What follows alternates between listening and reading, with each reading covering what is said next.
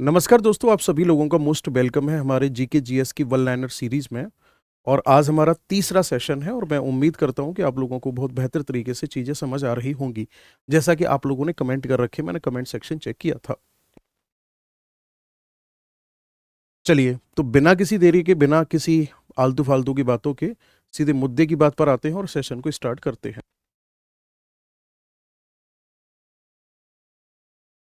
सबसे पहले स्टेटमेंट में कह रहा है कि where is the world's largest copper production, विश्व में सबसे अधिक तांबे का उत्पादन कहां पर होता है। विश्व में सबसे ज्यादा तांबे का उत्पादन कहां पर होता है, ये पूछ रहा है। तो अगर मैं बात करूंगा कॉपर की, तो दोस्तों कॉपर का जो प्रोडक्शन होता है ना, वो सबसे ज्यादा कहां पर होता है या किससे किया जाता है। तो कॉपर का प्रोडक्शन किया जाता है इग्नियस रॉक से। ठीक है ना। किस में होता है कॉपर? आग्नेय चट्टान में होता है।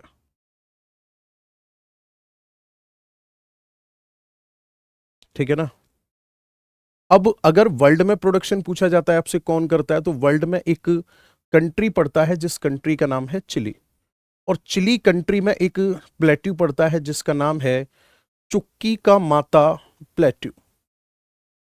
चुक्की माता का जो पठार पड़ता है, यहां पर होता है विश्व में सबसे ज्यादा कॉपर का उत्पादन। अगर आपसे इंडिया में पूछा जाता है, तो हमारे इंडिया में सबसे ज्यादा होता है एमपी में और राजस्थान में। और एमपी में जो माइन है, उस माइन का नाम है मलंज खंड। और जो राजस्थान में माइन है, उसका नाम है खेतड़ी।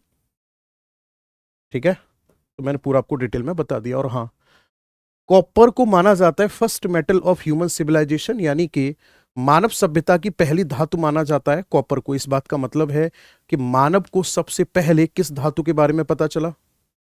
कॉपर के बारे में पता चला। How many types of grassland are there, घास के मैदान कितने प्रकार के होते हैं? दो प्रकार के होते हैं।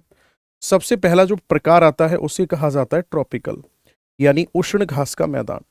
और जो ट्रॉपिकल ग्रासलैंड्स होते हैं, इनमें सबसे मेन आता है सवाना। ये देखने को मिलता है अफ्रीका में। सवाना के बाद अगर आगे हम बात करेंगे तो लानोस होता है। ये मिलता है हमें देखने को कहां पर? वेनेजुएला में। और एक होता है कंपोस। जो कंपोस ग्रासलैंड है, ये हमें देखने को मिलता है कहां पर? ब्राजील में। जो सेकंड टाइप होता है दोस्तों, वो होता है सब ट्रॉपिकल, या फिर आप कह सकते हो सेकंड टाइप जो होता है वो होता है टेम्परेट। टेम्परेट ग्रासलैंड का होता है जिसे कहा जाता है शीतोष्ण घास के मैदान। शीतोष्ण घास के मैदान की अगर मैं बात करूंगा आपसे, तो इनको अलग अलग जगह अलग अलग नाम से जाना जाता है। जैसे अगर मैं आपसे बात करता हूं अर्जेंटीना की, तो अर्जेंटीना में क्या कहा जाता है? अर्जेंटीना में जो मिलते हैं ना, यहां पर बनते हैं पंपास। ठीक है ना। एक है पुस्टाज। पुस्टाज जो है वो देखने को मिलते हैं हंगरी में। ठीक है ना। कांटो, ये देखने को मिलते हैं जापान में। पटाना, ये देखने को मिलते हैं श्रीलंका में। ठीक है ना। प्रियरी, ये देखने को मिलते हैं उत्तरी अमेरिका में। और वहीं अगर मैं आपसे बात करूंगा डाउन्स, तो डाउन्स देखने को मिलते हैं कहां? ऑस्ट्रेलिया में। इसके अलावा दोस्तों बुग्याल ग्रासलैंड हमारे उत्तराखंड में देखने को मिलते हैं। वहीं अगर मैं आपसे बात करूंगा बुग्याल के बाद में मर्ग ग्रासलैंड, मर्ग, तो वो हमें देखने को मिलते हैं जम्मू कश्मीर वाले क्षेत्र में। अगले स्टेटमेंट पे चलते हैं। पाताल तोड़ कुएं कहां पर पाए जाते हैं? देखो, मानकर चलो ये चट्टाने हैं। इन चट्टानों के बीच में अगर पानी यहां पर फंस गया, तो अब ये प्रेशर के साथ पानी जो होगा ना, वो लगातार यहीं भरा रहेगा पानी। और जब पानी यहीं भरा रहेगा, जब कभी भी मौका मिलेगा इस पानी को बाहर निकलने का कमजोर सतह से, तो तुरंत जमीन को तोड़कर ये बाहर आ जाएगा। इसी को पाताल तोड़ कुआं कहा जाता है। आपने देखा होगा कुछ समय पहले की बात है, जब राजस्थान के जैसलमेर में जमीन में से फूटकर पानी लगातार बाहर आ रहा था, बड़ी मात्रा में, सॉरी, तो वो पाताल तोड़ कुएं का ही एग्जाम्पल था। अब ये घटना हमारे भारत में तो बहुत रेयर होती है, लेकिन ऑस्ट्रेलिया कॉन्टिनेंट की अगर हम बात करेंगे, तो उस ऑस्ट्रेलिया कॉन्टिनेंट पर 40,000 से भी ज्यादा पाताल तोड़ कुएं पाए जाते हैं। और इन कुओं से जो पानी निकाला जाता है, वो दो तरीके से निकलता है पानी। फ्रेश वाटर निकलता है, लोग खेतों में लगा देते हैं उसको। सलाइन वाटर निकलता है, लोग पशुओं को पिला देते हैं। क्योंकि उस स्लाइन वाटर को पीने से जो डाइजेस्टिव सिस्टम है, जो एनिमल है उनका, वो बेहतर हो जाता है और वो ग्रोथ भी करता है उनमें। भारत में किस पर्वत को सह्याद्री कहा जाता है? आप लोगों ने एक पर्वत का नाम सुना होगा खूब अच्छे से, पश्चिमी घाट, यानी कि वेस्टर्न घाट। वेस्टर्न घाट एक ब्लॉक माउंटेन है, एक भ्रंश पर्वत है, और इसका निर्माण अगर आपसे पूछा जाता है कैसे हुआ था, तो इसका निर्माण हुआ था अरेबियन सी सबडक्शन से हुआ था। ठीक है ना, किससे हुआ था? यह हुआ था अरब सागर के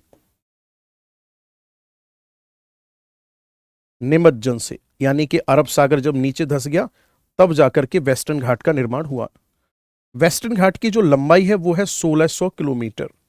अब वेस्टर्न घाट माउंटेन पर सबसे ज्यादा रेनफॉल होती है।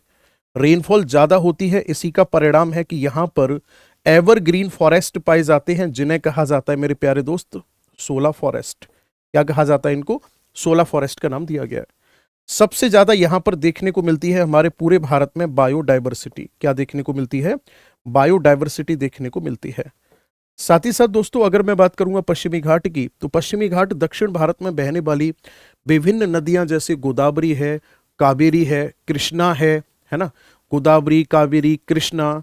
आगे अगर हम बात करेंगे तो आपका पूर्णा नदी है ना, तुंगभद्रा नदी है, भीमा नदी है, कोयना नदी है, इन सभी नदियों का उद्गम भी माना जाता है।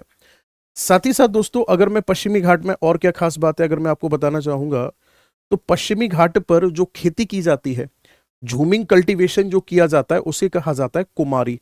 कुमारी नाम से यहां पर झूमिंग कल्टीवेशन को कंडक्ट किया जाता है। अगर इसकी सबसे ऊंची चोटी पूछी जाती है आपसे, तो सबसे ऊंची चोटी का नाम है अनायु मिडी। अनायु मिडी जो है यहाँ की सबसे ऊंची चोटी है, साथ ही साथ पूरे के पूरे साउथ इंडिया की भी सबसे ऊंची चोटी मानी जाती है, और इसकी हाइट है 2695 मीटर। दरअसल में यहां ओडिया होगा, उड़ीसा नहीं, ओडिया का पठार कहां पर स्थित है? दरअसल में ये राजस्थान में लोकेटेड है। कौन से स्टेट में है ये? राजस्थान में लोकेटेड है। और राजस्थान में भी कहां पड़ता है ये? राजस्थान में पड़ता है ये सिरोही डिस्ट्रिक्ट में।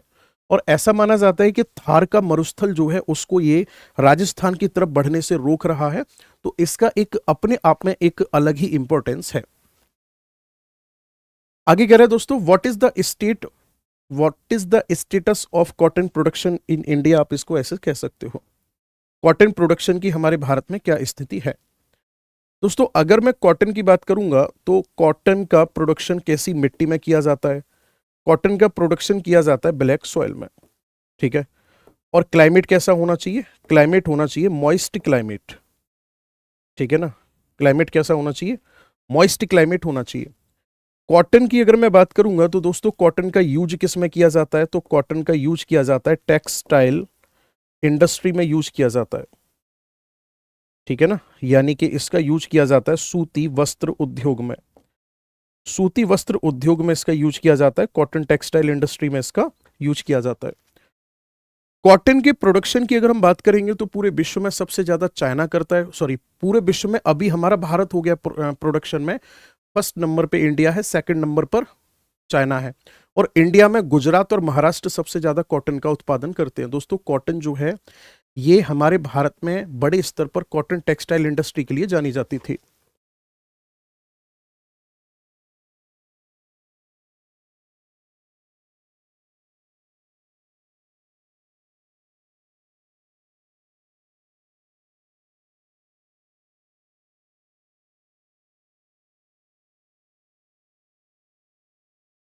हाँ जी, हमारे भारत में कॉटन टेक्सटाइल इंडस्ट्री एक बड़ी इंडस्ट्री रही है। हमारे देश के जितने भी उद्योग हैं उनमें सबसे ज्यादा रोजगार देने वाला जो उद्योग रहा है वो कॉटन टेक्सटाइल इंडस्ट्री रहा है। दरअसल में इससे पहले हमारे जो भारत के लोग थे वो कपड़े पहनते थे जूट के बने हुए, और वो कपड़े ठंड के मौसम में इतनी दिक्कत नहीं करते थे, गर्मियों के मौसम में चुभते थे वो। जैसे ही कॉटन से कपड़े बनाने का ट्रेंड आया, लोगों को लगा भाई इससे तो बेहतर कुछ है ही नहीं। लेकिन यूरोपियंस ने हमें बहुत नुकसान पहुंचाया। अंग्रेज क्या करते थे, हमारे देश से कच्चा माल खरीदा कॉटन वगैरह का, अपने देश में ले जाकर मशीनों से हमसे पहले, क्योंकि उनके यहाँ मशीन से कपड़े बन रहे हैं, अपने यहाँ पे वो हथ करके चलाए जा रहे हैं। वो गांधी जी का चरखा आपने देखा होगा, वो सब पैटर्न था। तो हमारे रॉ मटेरियल को खरीदकर अपने यहाँ मशीनों से बना करके और हमसे पहले मार्केट में सप्लाई कर देते थे। अब जब देश का विभाजन हुआ तब भी नुकसान हुआ हमारे देश का। क्योंकि कॉटन के प्रोडक्शन का एरिया मैक्सिमम चला गया पाकिस्तान में और मिल रह गई हमारे पास। लेकिन वो कहते हैं ना कि अपने आप पर फोकस करो, अपनी नीयत पर अगर फोकस करो तो बहुत कुछ बेहतर होता है। आज कॉटन के प्रोडक्शन में हमारा इंडिया पहले नंबर पर है और पाकिस्तान का दूर दूर तक नामो निशान नहीं है। इससे ये पता चलता है कि नीयत साफ है, अगर आपका विजन ठीक है तो आप आगे जाकर के लाइफ में कुछ न कुछ बेहतर करोगे ही करोगे। भारत पहले नंबर पर आ चुका है कॉटन के प्रोडक्शन में। चलिए दोस्तों, दरअसल में यहाँ पर ये येलामाला पहाड़ी है, वो एआई टाइपिंग की वजह से मिस्टेक हो गई है इसमें। येलामाला पहाड़ी कहां पर स्थित है? ये है येला। दोस्तों आप लोगों ने सुना होगा केरल में एक पहाड़ी पड़ती है जिस पहाड़ी का नाम है कार्डेमम हिल या इलायची पहाड़ी। जो कार्डेमम हिल या इलायची पहाड़ी है, इसकी अगर मैं बात करूंगा तो इलायची पहाड़ी जानी जाती है सबसे ज्यादा किस चीज के लिए? सबसे ज्यादा मसालों का उत्पादन करने के लिए जानी जाती है, और ये केरल में स्थित है इलायची पहाड़ी। इलायची पहाड़ी और नागरकोल पहाड़ी के बीच में एक पर्वतीय दर्रा पड़ता है जिसका नाम है सिनकोट्टा पास। कौन सा है? सिनकोट्टा पास, सिनकोट्टा दर्रा है। अगले स्टेटमेंट में कह रहा है वेयर इज मरकाइबो होगा यहां पर। Where is Maracaibo lake? Maracaibo झील कहां पर स्थित है? दोस्तों अगर मैं मरकाइबो झील की बात करूंगा तो ये दरअसल में जानी जाती है किस चीज के लिए? पेट्रोलियम के रिजर्व के लिए। और ये कहां पर स्थित है? तो तब आपका आंसर होगा, कंट्री का नाम है वेनेजुएला। वेनेजुएला नामक कंट्री में स्थित है मरकाइबो झील। और जो ये मरकाइबो झील है ना, इसके साथ साथ वेनेजुएला में और क्या खास बात है? वेनेजुएला पहला ऐसा कंट्री जहां ग्लेशियर खत्म हो चुके हैं। और वेनेजुएला जो है वो एक ऐसा कंट्री है जहां पर विश्व का सबसे ऊंचा जलप्रपात एंजिल जलप्रपात बना हुआ है, जिसकी हाइट जो है वो है 979 मीटर। तो ये पॉइंट आप लोगों को ध्यान में रखना है। सोने का सर्वाधिक उत्पादन कहां होता है? दोस्तों सोने का जो सर्वाधिक उत्पादन है, इसकी अगर मैं आपसे बात करूंगा तो अगर कंट्री पूछा जाता है तो चाइना, ठीक है ना। अगर आपसे पूछा जाता है रिजर्व कहां पर है, तो रिजर्व में आप देखोगे रिजर्व सबसे ज्यादा इंडिया में कहां पर है? तो इंडिया में बिहार में है सबसे ज्यादा रिजर्व। और अगर प्रोडक्शन क्या नाम है वर्ल्ड में पूछा जाता है तो वर्ल्ड में दोस्तों आप लोगों ने एक जगह का नाम सुना होगा, जोहान्सबर्ग, सुना है ना? Very good. और ये पड़ता है साउथ अफ्रीका में। इसे गोल्डन सिटी भी कहा जाता है। अब प्रोडक्शन अगर इंडिया में आपसे पूछा जाता है तो इंडिया में प्रोडक्शन कौन कर रहा है सबसे ज्यादा? प्रेजेंट में इंडिया में प्रोडक्शन कर रहा है कर्नाटका। और कर्नाटका में दो माइन है, एक माइन है हुट्टी माइन और एक है कोलार। प्रेजेंट टाइम में अगर देखा जाए तो ये बंद है, ये चालू है, ठीक है। दूसरा दोस्तों, सोने का पहली बार आपको सुनकर ताज्जुब होगा, ऐसा हुआ है हमारे देश में कि आंध्र प्रदेश में एक माइन पड़ती है जिसका नाम है जोन्नागिरी। इस जोन्नागिरी माइन का जो टेंडर है वो उठा करके दे दिया गया है प्राइवेट कंपनी को कि भाई साहब आप यहाँ पे सोने का खनन करो। और ऐसा पहली बार 2025 में हुआ है। अब आपको लग रहा होगा कि भाई सोने का खनन प्राइवेट कंपनी करेगी तो जेसीबी लगा के वो तो बहुत ज्यादा खुदाई करा देंगे। 751 किलो सोना एक साल में निकालने की परमिशन इनको दी गई है। तो प्राइवेटाइजेशन स्टार्ट हो गया गोल्ड माइन का भी, कोल माइन की तरह। आगे यहां पर ये दरअसल में स्टेटमेंट ही गलत दे दिया इन्होंने आपको। यहां स्टेटमेंट मैंने लिख को भेजा था इनको कि अराकू वैली कहां पर स्थित है। और अराकू वैली जो है ये किस चीज के लिए जानी जाती है, इसके बारे में संपूर्ण जानकारी मिलेगी आपको इसी चैनल की शॉर्ट वीडियो में जो कि अपलोड हो चुकी है। तो दोस्तों आप लोग कमेंट में जरूर बताइएगा, वीडियो को शेयर करिएगा, क्योंकि आपका रेस्पॉन्स बेहतर होगा, हम सीरीज को कंटिन्यू जरूर करेंगे। इसके अलावा अगर आप में से कोई भी ऐसा स्टूडेंट है जो तैयारी कर रहा है, आप में से कोई भी ऐसा स्टूडेंट है जो तैयारी कर रहा है एसएससी के किसी भी एग्जाम की, चाहे वो प्री हो या मेंस हो, तो हमारा एसएससी का टारगेटेड बैच आता है एसएससी प्रथम हर महीने। 11 दिसंबर से हमने बैच को स्टार्ट किया है और 2 साल की वैलिडिटी के साथ हम इस बैच में ऐसा क्वालिटी कंटेंट प्रोवाइड करा रहे हैं जिसको प्रोवाइड करने के लिए एक नहीं बल्कि हर सब्जेक्ट के 2-2 एक्सपर्ट टीचर आप लोगों को प्रोवाइड कराए जा रहे हैं। बैच की फीस बहुत ही कम है, 999 रुपये फीस है। प्री और मेंस दोनों लेवल की इसमें आप अपनी तैयारी को कर सकते हो। और साथ ही साथ दोस्तों आपकी तैयारी को और आसान बनाने के लिए इस बैच के साथ में हर सब्जेक्ट का जो सब्जेक्ट प्रैक्टिस वाला जो बैच है ना वो आपको फ्री प्रोवाइड कराया जा रहा है। तो दोस्तों जुड़े रहिए हमारे साथ नई नई जानकारी हासिल करने के लिए। मुलाकात करेंगे नए सेशन में, तब तक के लिए मेरी तरफ से बहुत सारा प्यार। भगवान आप सबको खुश रखे। Thank you so much. Have a nice day.